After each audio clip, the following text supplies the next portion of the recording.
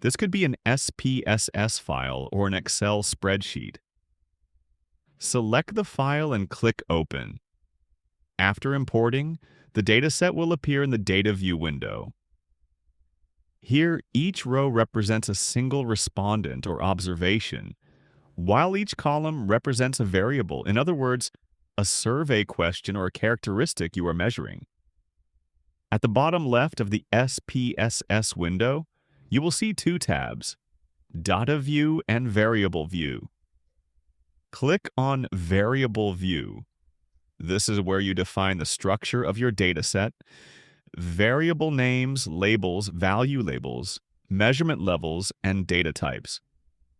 Always check your variable view before analysis to ensure that categorical variables are correctly defined as nominal, ordinal variables as ordinal, and continuous numbers as scale. Properly setting up this structure prevents errors and makes your output easier to interpret. Now that our data is ready, let us start with basic descriptive analysis. Running frequency tables. To analyze categorical variables like gender, education level, marital status, or occupation, go to the top menu and click Analyze. From the drop-down, select Descriptive Statistics, then click Frequencies. A dialog box will appear showing all variables in your dataset. Select the categorical variable you want to analyze and move it into the Variable S box using the arrow button. Click OK. SPSS will generate frequency tables in the output viewer. These tables display frequency counts, percentages, valid percentages, and cumulative percentages. This analysis helps you summarize categorical data clearly and effectively. For example, seeing that 60% of respondents are female, or that 45% hold a bachelor's degree. Generating descriptive statistics for numerical variables. Next, for numerical variables such as age, income, household size, or test scores, click Analyze, then Descriptive Statistics, and then Descriptives. Move your numerical variables into the Variables box. Click the Options button to select additional statistics such as mean, standard deviation, minimum, maximum, and variance. Click Continue, then OK. SPSS will produce a table showing central tendency and variability, giving you a snapshot of how your numerical data is distributed.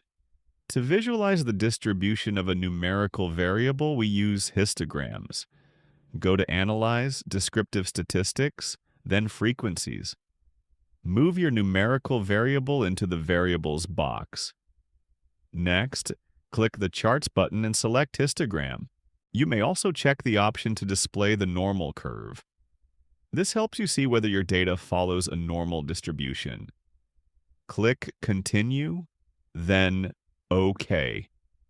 SPSS will generate a histogram in the output viewer. The histogram visually shows patterns such as normal distribution, skewness, outliers, or concentration of values. Histograms are essential for checking assumptions before moving on to advanced statistical analysis like regression. Often you will need to group a continuous variable into categories, for example, converting age in years into age groups like young, middle, and older. To do this, go to Transform, then click Visual Binning. Select the numerical variable you want to group and move it into the Variables to Bin section. Click Continue. In the Visual Binning window, type a name for your new grouped variable in the New Variable section and add a descriptive label. Next, click Make Cut Points. Choose your grouping method, for example, equal width intervals or custom cut points. Click Apply, then OK.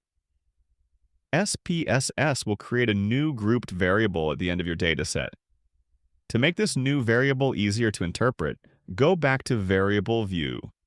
Locate your new grouped variable. Under the Values column, click the cell and then the small button that appears. Enter the numerical code and corresponding label.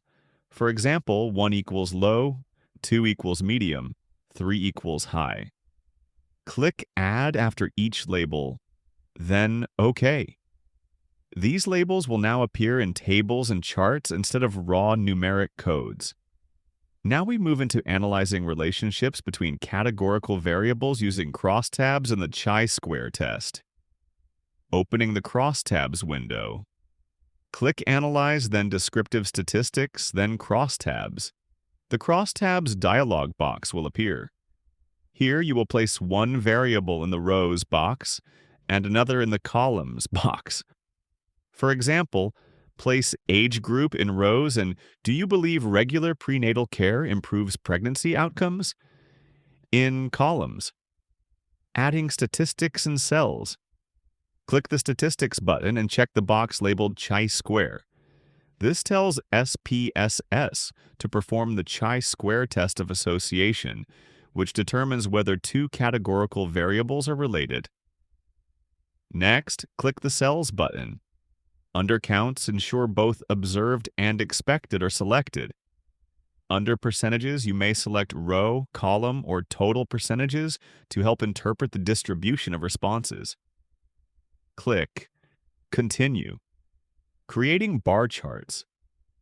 Click the Charts button and select Bar Charts. This will produce visual representations of your crosstab results. Click Continue, then OK. Interpreting the output SPSS will generate a crosstab table showing observed and expected counts, followed by the chi-square test table. Focus on the row labeled Pearson chi-square. The most important value is the asymptotic significance, two-sided. This is your p-value. If the p-value is less than 0.05, there is a statistically significant relationship between the variables. If the p-value is greater than 0.05, there is no statistically significant relationship. For example, if the p-value equals 0.511, we conclude that there is no strong evidence of association. The bar charts provide a visual summary where the height of each bar represents the number of respondents, helping you compare groups quickly for reports or presentations. Now we shift to examining relationships between numerical variables using correlation. Running bivariate correlation. Go to Analyze, then Correlate, then Bivariate.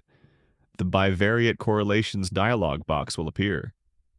Select the numerical variables you want to analyze, for example, study hours and examination scores. Move them into the Variables box. Ensure that Pearson correlation is selected, which measures the strength and direction of a linear relationship. Click OK. Interpreting the correlation matrix. SPSS generates a correlation matrix.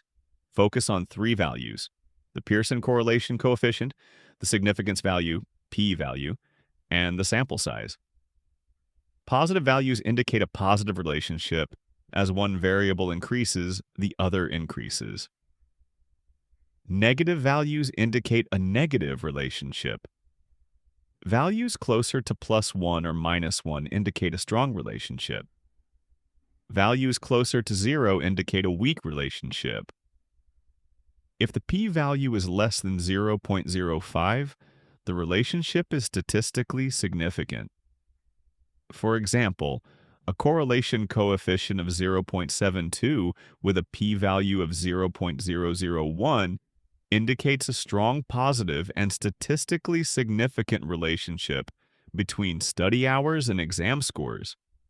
Creating a scatter plot for visualization. To visualize this relationship, go to Graphs, then Chart Builder. Select Scatter or Dot, then choose Simple Scatter Plot. Drag the independent variable predictor to the x-axis and the dependent variable outcome to the y-axis. Click OK. The scatter plot will show an upward trend for a positive relationship or a downward trend for a negative one, and also helps identify outliers. Finally, we move to prediction using linear regression. Running linear regression. Click Analyze, then Regression, then Linear. In the dialog box, move your dependent variable, the outcome you want to predict, such as examination score, into the dependent box. Move your independent variable, the predictor, such as study hours, into the independence box. Click the Statistics button. Ensure that estimates, confidence intervals, and model fit are selected. Click Continue, then OK. Interpreting the regression output SPSS produces several tables. Start with the model summary table. Focus on the R-square value. This tells you how much variation in the dependent variable is explained by the independent variable. For example, an R-square of 0.52 means that 52% of the variation in exam scores is explained by study hours. Next, examine the ANOVA table. This tests whether your regression model is statistically significant. Look at the sigma column. If the p-value is less than 0.05, the model is statistically significant. Then, go to the coefficients table. This gives you the regression equation. Look at the unstandardized coefficients b column. The constant b is the intercept. The other b value is the slope. For example, an equation of y equals 12.5 plus 3.2x means that when study hours x increase by 1 unit, exam score y increases by 3.2 units.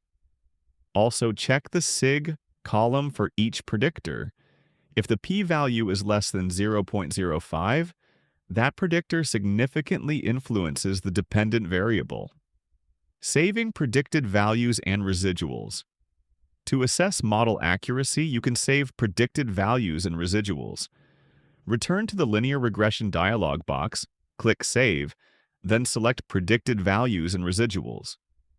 Click Continue, then OK. SPSS will create new variables in your dataset, which are useful for advanced diagnostics.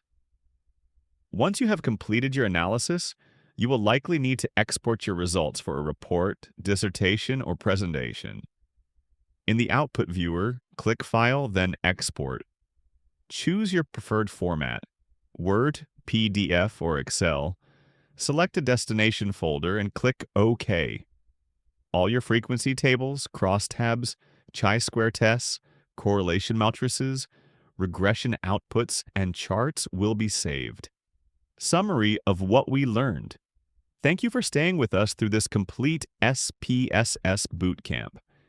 In this single tutorial, we have covered importing data and understanding data view versus variable view, running frequency analysis and descriptive statistics, creating histograms to visualize distributions, recoding numerical variables into meaningful groups, performing cross-tabulation and chi-square tests for categorical relationships, conducting correlation analysis and creating scatter plots, running and interpreting linear regression, including R-square, ANOVA, and coefficients tables, saving predicted values and residuals, exporting professional output for reporting.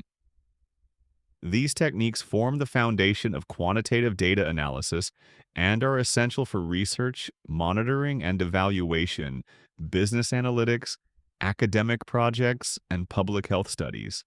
At VeriSite Research and Consulting Limited, we believe that better data leads to better decisions, and better decisions create a better future.